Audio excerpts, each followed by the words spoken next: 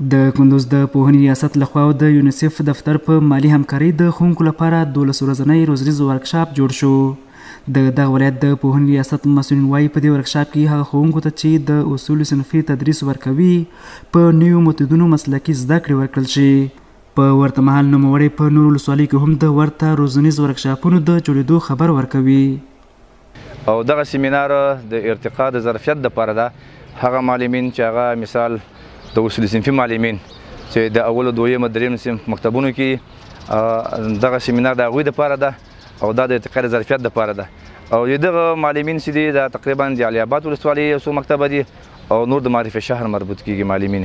دا سیمینار د ریاست انکشاف مسلکي له لوري نه پلان شوی او د یونیسف دفتر په مالی لګښت باندې دا تطبیقیږي او دغه سیمینار ډیر یو مؤثر جامع سیمینار ده چې د دې سیمینار په تطبیق سره به د ښوونې او روزنې په برخه کې مؤثر تغییرات راځي او موږ مکلف یاستو، مصمم یاستو یا د دې خاطر د لپاره آماده یاستو چې دغه سیمینار یا هم د همدې ته ورته سیمینارونه هم په مرکز کې او هم په ولسوالیو کې د همدغو اعضاو له طریقه خپلو ټولو معلمینو ته ورسوو ترڅو د معرف په برخه کې د تعلیم او تربیې په برخه کې مثبت تغییرات رامنځته سي.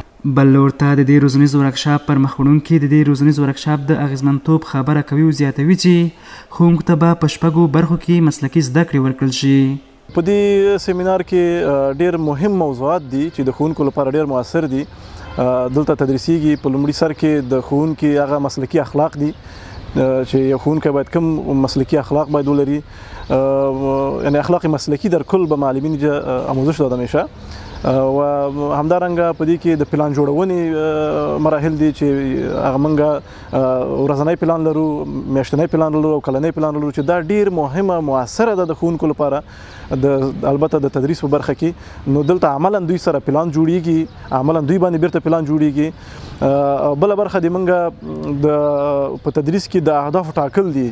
په همدې حال د ورکشاپ ګډونوال د ورته روزنیز ورکشاپونو په لار اچول د ښوونکو د ظرفیت لوړولو کې اغیزمن بولي او غوښتنه کوي چې د دې ولایت په نورو ولسوالیو کې هم دا ډول ورکشاپونه جوړ کړي. و ما از ریاست محترم معارف و تمام مؤسسات همکار خواهان این هستیم که همچون سمینارها را در سطح تمام ولسوالی‌ها و سطح ولایت کندوز برا بیاندازند تا اینکه کیفیت آموزش در سطح معارف بلند ببرد. از امارت اسلامی افغانستان در قدم اول اظهار سپاس و اطمینان و خصوصا از ریاست معارف ولایت کندوز که در ایجاد همچون سمینارهای بسیار مؤثر خیلی مفید برای معلمین اقدام نمودند.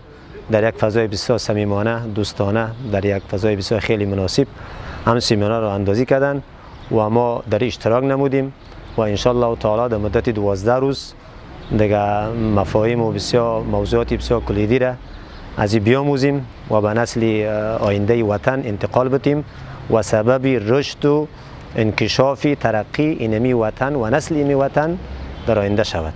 دا په داسې حال کې ده چې د اسلامي امارت له حاکمیت راهیسې تر دا مهاله د پوهنې وزارت د ښوونکو د ظرفیت او مهارتونو لوړولو په موخه ورته اغیزمن پروګرامونه ترسره کړي دي.